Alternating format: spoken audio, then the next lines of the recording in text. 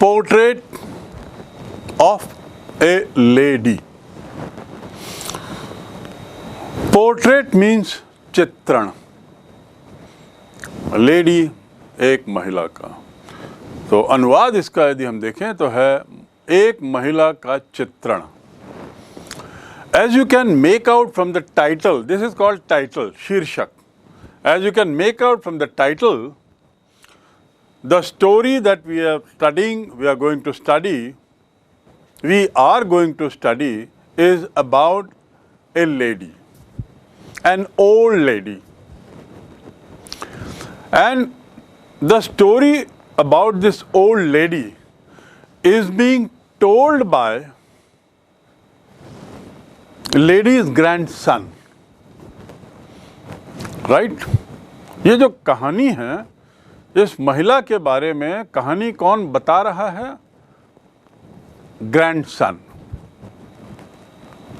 In other words, the grandson tells the story about his grandmother. ये lady जो है वो ग्रैंडमदर हैं स्टोरी टेलर की, कहानी बताने वाले की ग्रैंडमदर हैं वो। तो इसमें दो ही पात्र हैं। There are two characters, one is the grandmother, other is the grandson. Grandson is the storyteller and who tells us about his grandmother, right? That's one part of it. Second, the very interesting thing about this story is it does not have a dialogue. इस पूरी कहानी में कहीं dialogue नहीं है, और जब dialogue बोलते हैं तो क्या रहता है? You have inverted comma, quotations रहते हैं। वाक्य जैसा बोला गया वैसा लिख के दोनों तरफ इन्वर्टेड कॉमा लगा देते हैं। It does not have a dialogue, and still the story moves on. फिर भी कहानी चलती रहती है। Third, we do not know the name of the narrator, the storyteller, as well as the grandmother. Grandmother और storyteller यानी grandson दोनों के नाम नहीं हैं। With this, the story moves on, and in short, the story is about relationship between grandmother and grandson, right from childhood to the time when he has grown. दूसरे शब्दों में ये जो कहानी है, इन तीन विशेषताओं के साथ, जिसमें दो ही पात्र हैं, दूसरा कोई डायलॉग नहीं है, तीसरा संबंधों को दिखाया गया है। और ये जो कहानी है इसमें ग्रैंडसन जब छोटा था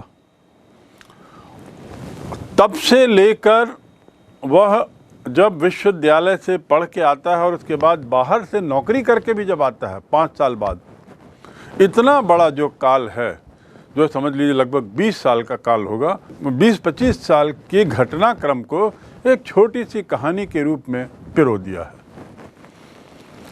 And the grandson keeps describing about mother's behavior all through. पूरी कहानी में ग्रैंड मदर के व्यवहार पर ग्रैंडसन बताते रहता है कि जब मैं छोटा था तो मेरी ग्रैंड मदर कैसी थी, हमारे संबंध कैसे थे, हम एक दूसरे से कैसे जुड़े थे। फिर जब मैं स्कूल जाने लगा, मैं तो बड़ा हुआ लेकिन माँ वैसे ही की वैसी थी, मेरी दादी माँ, मेरे संबंध कैसे हुए। फिर उसके बाद मैं और बड़ा हुआ और शहर में आए हम दोनों, तो हमारे संबंध शहर में आने पर कैसे रहे, कैसे बदले, और मेरा जीवन कैसे बदला और दादी माँ का जीवन कैसा रहा। फिर उसके बाद अगला स्टेज, जब मैं विश्वविद्यालय पढ़ने गया और इसलिए मुझे दादी माँ को छोड़कर एक कमरे में जाके पढ़ना पड़ा, तब दादी माँ कैसी रहीं। और अंत में जब मैं विदेश गया और विदेश से वापस आया, तब दादी माँ कैसी थी। और इस पूरी कहानी में, in this whole story, the grandmother is same as she was 20 years back. That's what the son says, grandson says. जो दादी माँ थी वो वैसी की जस की तस रही। चाहे शरीर से, चाहे मन से, चाहे व्यवहार से, चाहे भावनाओं से. Whether in body, she was same, very old looking, right from the beginning. From mind, she was same religious woman, a very disciplined woman, a very conservative woman. एक बहुत परंपरावादी महिला थी जिनके अपने विचार थे और इन विचारों के बल पे वो चलती थी. And so on so forth. और ये कहानी में ग्रैंडसन और दादी माँ के संबंधों को बताया गया है और बहुत सुंदरता से ये कोशिश की गई है बताने की कि दोनों के निकटता में कोई बदलाव नहीं आया. यद्यपि समय बदल गया, ग्रैंडसन बड़ा होते चला गया, लेकिन दोनों के बीच के जो रिश्ते थे, अंदरूनी संबंध थे, वे वैसे थे. This story beautifully tells you the very close bonding between grandmother and grandson. In the 20-25 years of this story, the grandson is growing from a 5-8-year-old boy to 10 to 15 year to 20 year and then 25 year, and he comes back as a 25-year-old boy. But Dadi Ma remains same for him, and he also remains same for Dadi Ma. But unfortunately, because of the changing environment, the son had to keep moving from one place to another. But the bonding was very much there. पहले लड़का माँ के साथ गांव में ही रहता था, दादी माँ के साथ उनके कमरे में ही रहता था. शहर आने पर भी दोनों एक ही कमरे में रहे, लेकिन स्थितियाँ बदली तो अब बेटा बस से स्कूल जाने लगा और दादी माँ अलग रह गई. बेटा और बड़ा हुआ और यूनिवर्सिटी में कमरे में पढ़ने लगा. अब दादी माँ अकेली हो गई. इसका बहुत सुंदर विवरण इसमें है कि अकेली रहने पर दादी माँ कैसी थी, कैसे उनमें बदलाव आया, कैसे उसने अपने जीविका को बदला मेरे न रहने पर. और उसके बाद जब मैं विदेश से वापस आता हूँ, देखता हूँ दादी माँ वैसी ही हैं. दादी माँ उतनी ही मुझे प्यार कर रही हैं. और फिर उसको अनुभूति होती है कि शायद दादी माँ जिंदा केवल इसलिए थी कि वह अपने ग्रैंडसन को एक बार और देख सके. The moment the grandson comes back from abroad, that very day grandmother stops prayers, something which she had been doing for years and years together, non-stop, perform some kind of other function, and next morning she dies. She breathes his last and passes off. That's the end of the story. The very touching story, very close relations being shown, very beautifully, subtly they are narrated. This story is written by a very eminent writer, KHUSHWANT SINGH, a Sardar, a Sikh by birth, born in Pakistan but brought up in India. Coming from a very famous family, Sardar KHUSHWANT Singh had education of the highest standard.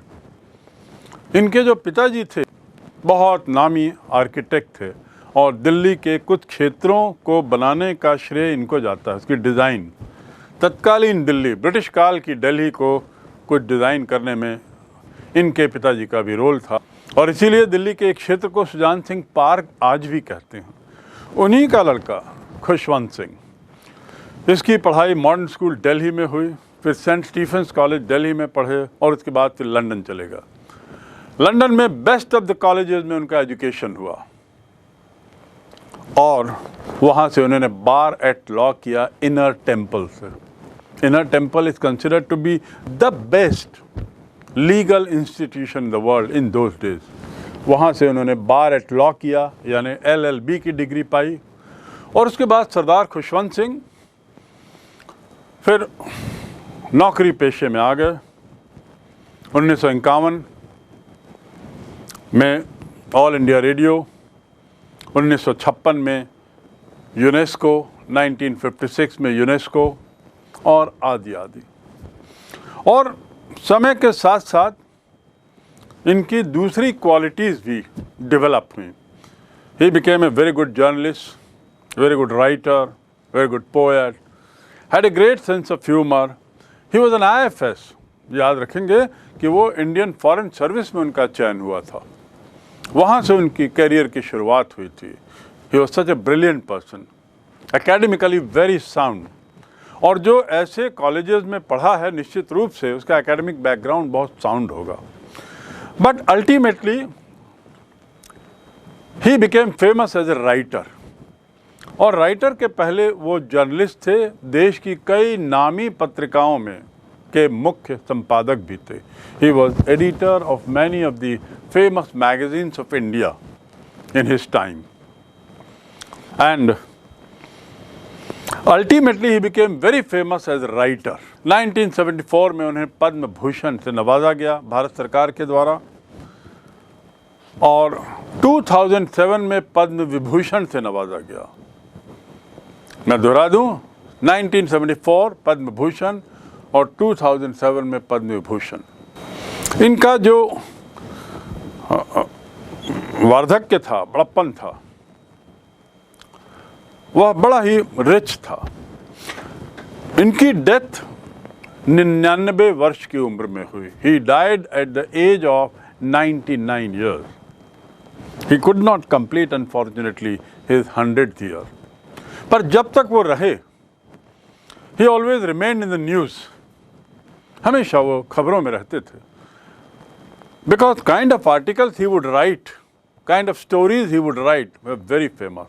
1956 में उनकी जो बहुत प्रसिद्ध पुस्तक थी, the train to Pakistan, the train to Pakistan, इस पुस्तक ने उन्हें बहुत प्रसिद्धि दिलाई, जिसमें पार्टीशन, देश के विभाजन, 1947 के विभाजन का बड़ा ही सजीव वर्णन इन्होंने किया था। और यह पुस्तक विश्व प्रसिद्ध हुई विवरण के कारण, अंग्रेजी भाषा के कारण, और बाद में इसमें पिक्चर्स भी बनी, सिनेमा भी बने, बड़ा प्रसिद्ध सिनेमा हुआ जिसमें मोहन अगाशे इसने भी काम किया इस फिल्म में। सो इनके इस बैकग्राउंड के साथ साथ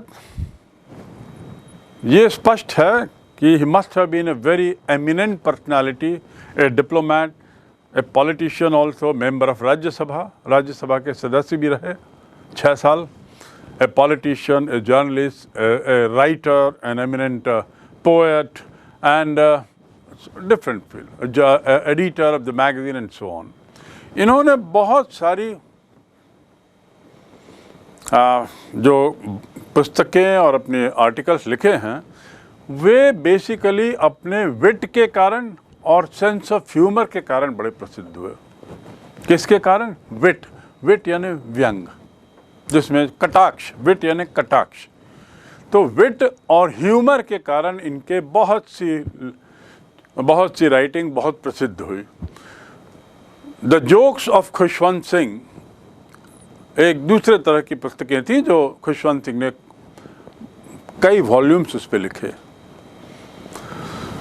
खुशवंत सिंह की जो प्रसिद्धि है, लेखक के साथ साथ व्यंगात्मक शैली और सेंस ऑफ ह्यूमर के लिए बहुत प्रसिद्ध है। He was very famous for his very subtle sense of humour. लेकिन ये जो कहानी है, जो हमारे इस कोर्स का एक विषय है, कोर्स का एक हिस्सा है, यह कहानी, इसमें न हास्य है न व्यंग है, यह यथार्थ है। This story is about the behavioral changes, the behavior pattern between grandmother and grandson, and very touchy story, very touching, emotions, values, bonding, and a very serious story,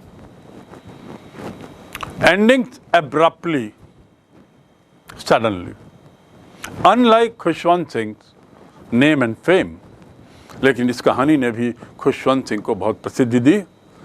तो खुशवंत सिंह की एक कहानी, the portrait of A lady, is one of the most famous writings by him, and that's all about KHUSHWANT Singh. We are proud to have a writer of his eminence in our syllabi.